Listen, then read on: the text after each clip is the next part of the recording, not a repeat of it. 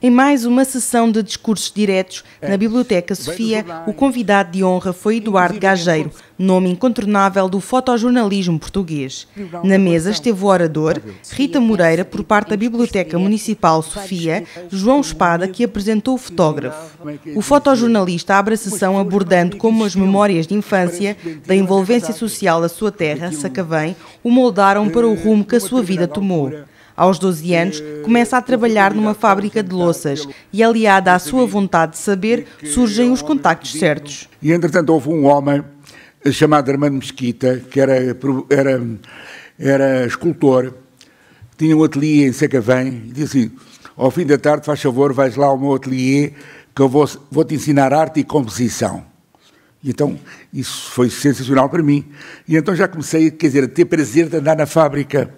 E então comecei a fazer fotografias com máquinas emprestadas, já tinha outra qualidade, não tinha uma máquina de plástico. E, entretanto, o senhor Armando Mesquita, que era esse homem, escultor, disse: tenho que falar com o teu pai, que não é justo que andes aí a fazer fotografias com máquinas emprestadas. E um dia aparece lá a hora do almoço, quando estavam lá os velhos operários, e diz: Sr. Gageiro, é preciso falar consigo. Então, o que é, Sr. Mesquita? Era uma pessoa muito considerada. Compre lá uma máquina ao rapaz, pá, porque não é correto ele andar aí com máquinas emprestadas, ele não deve ter necessidade disso. O meu pai ficou muito envergonhado, e disse: vai lá saber o preço de uma máquina. Após a compra da primeira máquina, começou a ser distinguido em vários concursos fotográficos. Ganha entusiasmo e decide investir na área jornalística, começando por revelar apenas as imagens de outros fotógrafos. E de forma que um dia estou no laboratório, lá vem à redação e traz a máquina.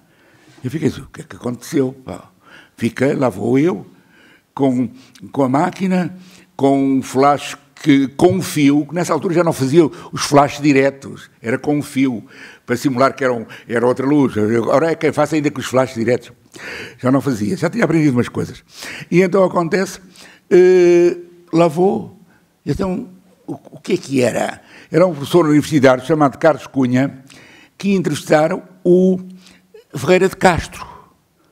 E eu conhecia, tinha lido a obra quase toda do Ferreira de Castro. Não era analfabeto nenhum. E de forma que fui muito tímido, mas com entusiasmo ao mesmo tempo. E então lá ouço a entrevista. Nas entrevistas são só gestos, expressões, que não dá grandes fotografias, mas ouço com muita atenção o que é que o Ferreira de Castro diz.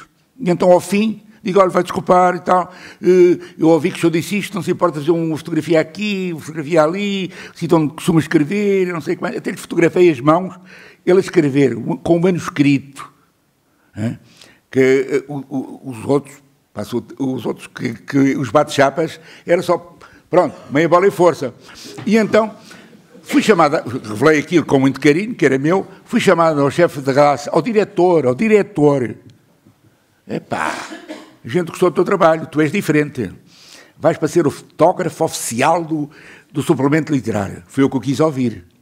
E então, quer dizer, tive a sorte, convivi com os melhores pintores, escultores, poetas, que me davam livros, e eu perguntava, isso era um bocado descarado, delicadamente, mas perguntava coisas que não sabia. E fui aprendendo. E então, pronto, o caminho foi este. Foi difícil. Comecei a concorrer a concursos internacionais, comecei a ganhar prémios. Fala da ditadura, a censura e do tempo em que esteve preso. Recorda o 25 de Abril, onde acompanhou Salgueiro Maia por todo o processo. E assisti àquelas negociações todas, costumam dizer que as negociações vai tudo desarmado, é mentira. O Salgueiro Maia levava uma granada no bolso. E o Brito e Cunha, que estava à paisana, não oficial à paisana, levavam um revólver. Tenho essa cena toda, eles armarem-se para irem às negociações. E então, levavam um revólver aqui. E o Coisa também levava uma granada, como é que se chama, o que morreu? Era o Salgueiro Maia e o Jaime Neves. E então há negociações, a proposta era: Sr. Brigadeiro, ou adere ao movimento ou rende-se. E então, tipo, nem aderir ao movimento, nem isso já depois de 3 vezes, nem me rendo, prendam-me. Então, nessa altura, foi preso. Foi preso e disse-me ele assim, juro pela minha saúde, aquilo, veja bem como é que era essa aldeia chamada Lisboa, toda a gente se conhecia, fulano tal, se me tiras a fotografia eu mato-te. Aliás, foi confirmado agora por aquele homem que vai assim. E então eu tirei a fotografia, ele não matou, claro. E então, aquilo, mas é dramático, um homem que está do outro lado a defender a sua dama, quer dizer, foi honesto, não se rendeu, nem aderiu ao movimento. No fim, Eduardo Gageiro chama as pessoas à revolução, à luta pelos seus direitos e critica todos os que vivem para o poder sem sensibilidade humana, denunciando vários casos conhecidos do público. Carlos Albino, presidente da Comissão Conselhia do 25 de Abril, elogia o amigo de longa data. Nas redações políticas dos jornais de então, nós habituámos a ver os fotógrafos como pessoas discretas que nunca tomavam posição. Alguns eram bate-chapas, outros eram um pouco mais do que isso.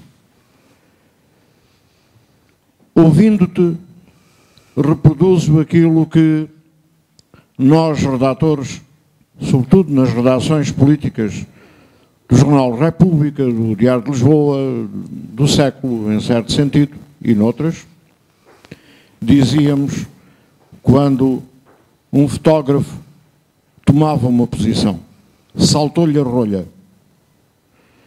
Muito obrigado, porque pela primeira vez eu ouvi-te e vi que te saltou a rolha. Eu não sei, nunca tinha ouvido uma explicação tua de fundo que me explicasse porque é que tu fotografas. Olhando hoje para as tuas fotografias, eu tenho uma explicação. Tu consegues, além disso, da explicação que deste, elevar as tuas emoções ao plano da arte. Fizeste da fotografia uma arte. Foste um dos homens que nas últimas décadas dignificaste a fotografia. No fim do debate, o presidente da Câmara Municipal de Lolé, Vítor Aleixo, agradeceu a presença de Eduardo Gageiro e convidou-o a fotografar a rica cidade de Lolé.